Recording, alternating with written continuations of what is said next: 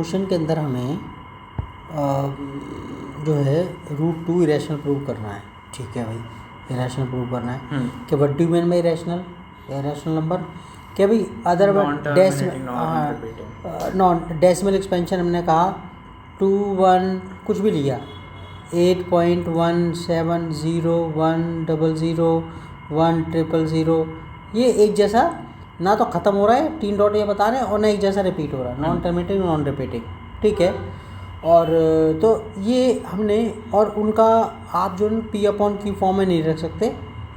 ठीक है, और दूसरी बात ये कि उनको आप जो है ना हमने इसको जो प्रूफ जो कर देंगे इसमें रूट टू इज इरेशनल, इसको प्रूफ बाई कॉन्ट्रडिक्शन बोलते हैं। क्या प्रूफ बाई कॉन्ट्रडिक्शन, यानी कि आप कोई अपनी बात कहो और वो अपनी बात से पलट जाओ, आपने जो कही है ठीक है वो बात गलत हो जाए, यानी कि जो आपने शुरू में माना वही गलत था। ठीक है, ओके, और तुम्हारा जिसे कहते हैं रूट टू इज़ इरेशनल। ठीक है, तो मान लेते हैं इसमें let us assume to the contrary, उल्टा मान लेते हैं to the contrary that root two is rational. मान लिया रैशनल है वो, जब रैशनल है दैट इज़, अगर वो रैशनल मैंने एनसीईआरटी की लैंग्वेज लिया that is we can find integers A and B जहाँ पर बी ज़ीरो नहीं हो सकता, यानी कि इन्हें अपॉन में रख सकते हैं। क्या ये ज़ीरो नहीं हो सकता, और ये आपका हमने जब ये रैशनल मान लिया, जब आपने कहा इसे मान लिया रूट टू का रैशनल मान लिया, तो that is we can find integer a और बी जहाँ पर बी ज़ीरो नहीं हो सकता, इस ढंग से कि रूट टू को इस फॉर्म में लिख सकते हैं। अच्छा, root two divided by root two नहीं, रूट टू डिवाइड बाई नहीं आपने ना ये जो रूट टू है रैशनल मान लिया, तो यानी कि हमने कहा सोचने की बात है, देख मैंने कहा 8/24 4 2 ज़ा 4 3 ज़ा 2/3 ठीक है ना।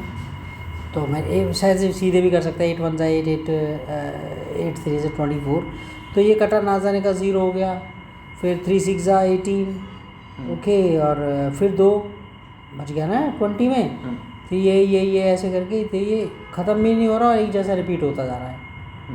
तो यानी कि ये इस फॉर्म में इसको रख सकते हैं हम, जो है ये ना ये कि इसको हम यही फॉर्म तो ही बनी हुई, यही ऐसे ही तो रखा है कि रैशनल नंबर को, तो हमने इसको ये बताया इसके अंदर ये कि रैशनल है तो इसको हमने इस ढंग से रख लिया।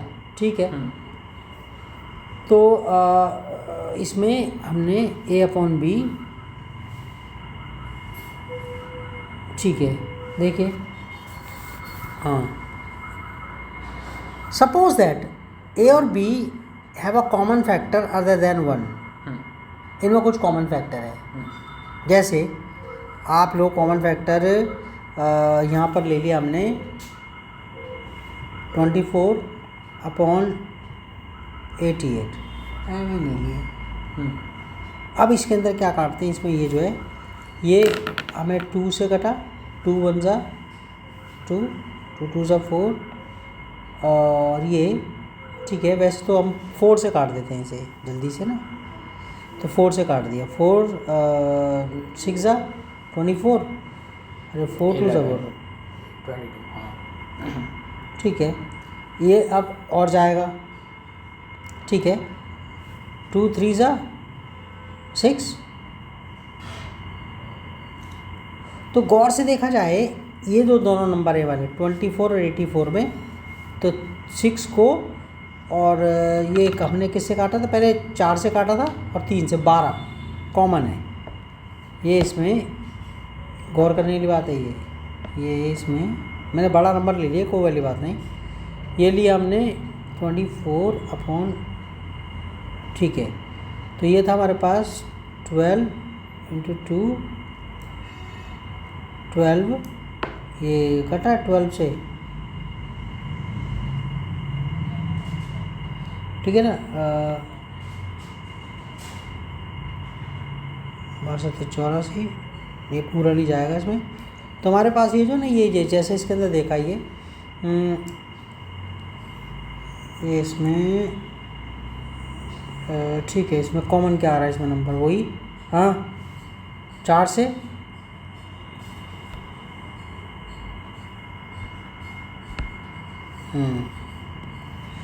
मैं गड़बड़ कर दी, 4 4 दूनी 11 आना चाहिए था नीचे। रुक जा जरा, इसमें ये 6/22 3 ये रहा, ठीक है। तो ये 4 से गया और एक बार 3 से गया तो 12, तो यानी कि हमारे पास ये आ गया 12। यानी कि हमने कहा मैं छोटा नंबर ले रहा हूँ, 6/8 लिया, तो इसमें 2 × 3 और इसमें 2 × 4, देखते रहिए, देख 2 इन 3 बार दो, ठीक है ना। ओके, नहीं प्राइम फैक्टराइजेशन नहीं कर रहे, तो इसमें गौर करने वाली बात है, इसमें 2, हाँ ये और ये कॉमन फैक्टर है। अगर मैं निकाल दूँ, अगर मैं दोनों को काट दूँ, ये 2 कट गया, चल अब कितना हो गया 3/4। ये प्राइम नंबर है, क्या ये प्राइम नंबर, सॉरी को प्राइम नंबर है, क्या ये सॉरी को प्राइम, ये मैंने गलत बोल दिया, ये को प्राइम नंबर जो आपस में कटते नहीं है, इनमें 1 के अलावा कोई कॉमन फैक्टर नहीं, इसको ऐसे भी लिख सकते हैं। को प्राइम नंबर आपस में कटते नहीं है और 1 के अलावा कोई कॉमन फैक्टर नहीं होता। तो यहाँ पर ना ये थोड़ा सा फंडा है, इसमें बस मानना है इसके अंदर ये वाला, ये इसके अंदर ये देखिए ये, ठीक है। तो हमने मान लिया इसको। सपोज ए और B have a common factor other than 1 के अलावा कोई कॉमन फैक्टर था, मैंने 2 निकाला था अभी, वो एग्जाम्पल लिया था ना, वो 6 का और 8 का एग्जाम्पल लिया था, इसमें दोनों में 2 कॉमन फैक्टर था, तो 1 के अलावा 2 कॉमन, ठीक है वो था। Then we divide by the common factor, 2 हमने काट दिया था। तो अब जो हमारे पास बचा था वो को प्राइम थे, यानी कि 3 और 4 को प्राइम आ गए, क्या ठीक है 3 और 4 को प्राइम आ गए, ठीक है। अच्छा, इसका मतलब है को प्राइम है, को प्राइम का मतलब ये है कि आप ये कह रहे हो इनका 1 के अलावा कोई कॉमन फैक्टर नहीं है, वो ए और बी में, क्या ए और बी में 1 के अलावा कॉमन फैक्टर नहीं है। यहाँ ये वाली बात हमारी उल्टी साबित हो गई, तो हम कह देंगे हमें मान के बैठे थे कि ये को प्राइम है, अबे मान लिया हमने 1 के अलावा कोई कॉमन फैक्टर नहीं है। अब गौर करने वाली बात है, देखो मैंने क्रॉस मल्टीप्लिकेशन कर दिया, √2 बी से मल्टीप्लाई हो गया और ए तो अकेला 1 से था, तो ये ए आ गया। गौर करने वाली बात है। अब मैंने दोनों तरफ स्क्वायर कर दिया, स्क्वायर करा बच्चे, स्क्वायर करा तो इस पे से रूट हट गया, ये 2 आ गया, बी स्क्वायर हो गया और ये ए स्क्वायर हो गया, क्लियर। अब मैं एक फैक्ट बताता हूँ, एक कैसे करके फैक्ट, एक देख ये रहा, मैं यहाँ पर कोई नंबर लिख रहा हूँ, ऐसे है 2 × 3 = 6, इन 2 और 3 को मल्टीप्लाई करके 6 आया है।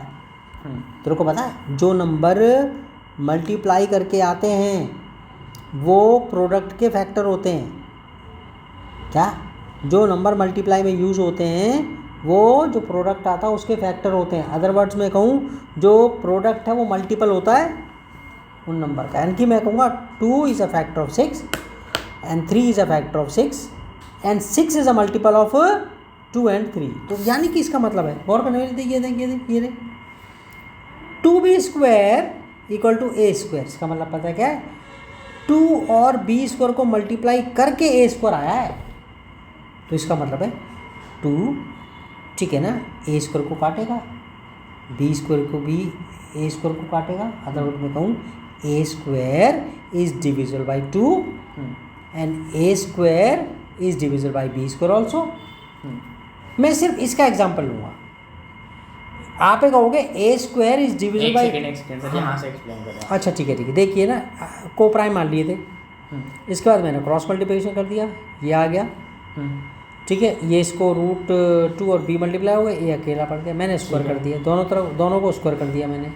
इक्वेशन में सेम चीज़ ऐड कर सकते हो, सेम चीज़ मल्टीप्लाई, सेम चीज़, ठीक है ना, वो तो सेम चीज़ स्क्वायर कर, दोनों तरफ स्क्वायर कर दिया, ठीक है। अब स्क्वायर की वजह से ये तो रूट कट गया होगा, ये 2 रह गया, ये b पे स्क्वायर आ गया, ठीक है, b पे रूट थोड़े नहीं, तो b पे b का स्क्वायर हो गया और ये स्क्वायर की वजह से ये रूट हट गया, ठीक है। तो ये 2 तो आ गया और ये b² हो गया, ये a² हो गया, ओके, ठीक है। तो आप ये कहोगे कि भाई ये दोनों से मिलकर के a² बन रहा है, तो यानी कि a² is divisible by 2, a² 2 से डिविजिबल है और a² b² से भी डिविजिबल है, लेकिन मैं इसकी बात ही नहीं कर रहा, मैं सिर्फ इसको लेके चल रहा हूँ।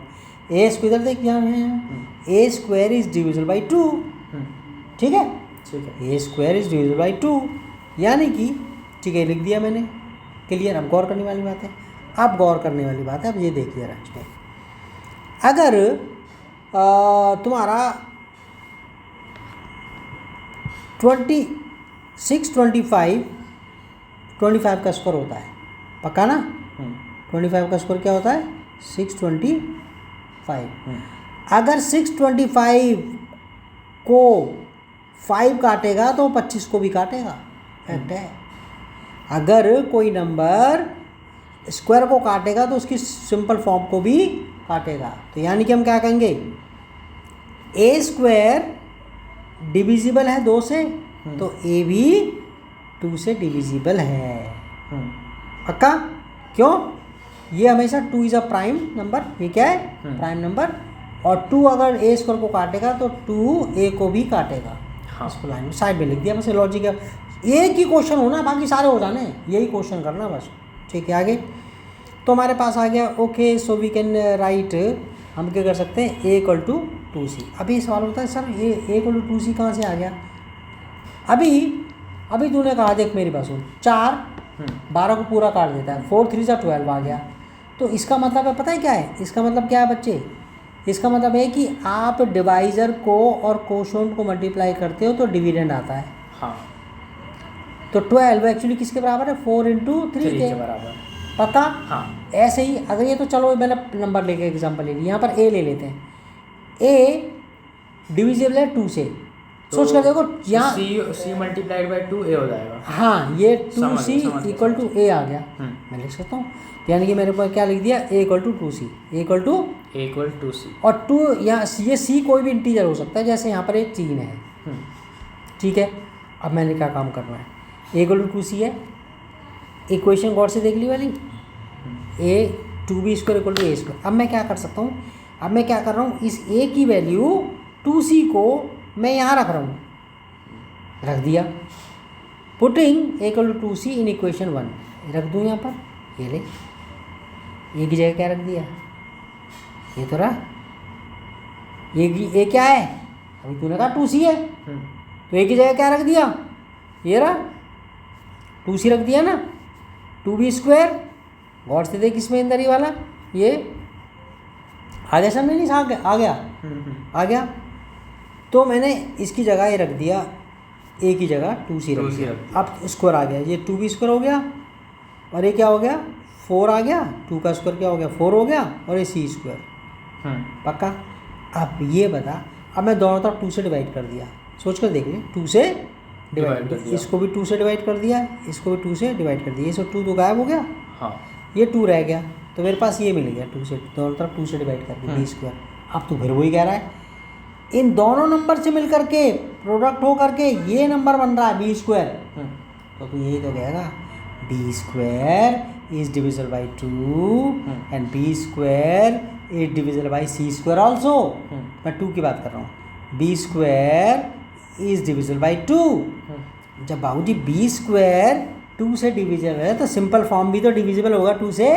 वो 625 और 25 का एग्जाम्पल लिया हमने, जब कोई नंबर स्क्वायर को काटेगा तो सिंपल फॉर्म को भी तो काटेगा, ठीक है। तो आपने b स्क्वायर डिविजिबल है 2 से, तो यानी कि b भी डिविजिबल है 2 से। तो कह रहा है वही लाइन लिखनी है भाई, 2 प्राइम नंबर है, और ये थ्योरम है, अगर 2 डिवाइड कर रहा है b स्क्वायर को तो 2 b को भी डिवाइड करेगा। अच्छा, गौर करने वाली बात है, अभी मेरे पास सुन, पहले तो हमें मान के चले थे कि a और b में कोई कॉमन फैक्टर है नहीं 1 के अलावा, और अब क्या कह रहे हैं, a और b में 1 के अलावा कोई कॉमन फैक्टर नहीं था। यहाँ पर क्या कह दिया हमने, a का फैक्टर कौन है, 2, और b का भी फैक्टर क्या कह रहे हैं अब, 2। तो a और b का कॉमन फैक्टर क्या है, 2, यानी कि ठीक है, ये को प्राइम नंबर नहीं है जो तुमने मान लिया था इनको, क्या को प्राइम नहीं है, को प्राइम नंबर नहीं है जो को प्राइम मान लिया था आपने, ठीक है ना। ये जो गलत मान लिया था को प्राइम ही एक्चुअली, और ये एक्चुअली जो मान था आपने रैशनल मान लिया था, गलत बात है, क्या ये गलत है। तो ये लिखा हुआ है इसके अंदर, ये देखिए रहा, so a and b have at least two as a common factor. आप कहोगे कि ए और बी में दो कम से कम, कुछ और भी हो सकते हैं, ठीक है, ए और बी में दो कॉमन फैक्टर है कम से कम, but this contradicts the fact that a and b are coprime, ठीक है। लेकिन इस ये जो आपने माना था ना कि ए और बी को प्राइम है, इसको कॉन्ट्राडिक्ट कर रहा है ये। आपने कहा को प्राइम मतलब आपने कहा को प्राइम है, ए और बी का वन के अलावा कॉमन फैक्टर नहीं है, और अब आप कह रहे हो कि दो कॉमन फैक्टर है दोनों का, वन के अलावा कैसे कॉमन फैक्टर हो गया ये, को प्राइम का तो होता ही नहीं है। तो दिस कॉन्ट्रडिक्शन है risen because of our incorrect assumption that root 2 is rational. ये जो है कॉन्ट्रडिक्शन जो पैदा हुआ किस वजह से हुआ है, ये सिलेबस में है पूरा, ठीक है। अच्छा, हाँ, ये रूट 2 इरेशनल है, ये तो पूरा सिलेबस में। So we conclude that root 2 is irrational. ये सिर्फ एक ही क्वेश्चन भारी पड़ता है, बाकी का रूट 3 रूट 5 रूट सब ऐसे कैसे हो जाएंगे। अब हम क्वेश्चन से करते हैं दूसरा वाला, देखे वाला।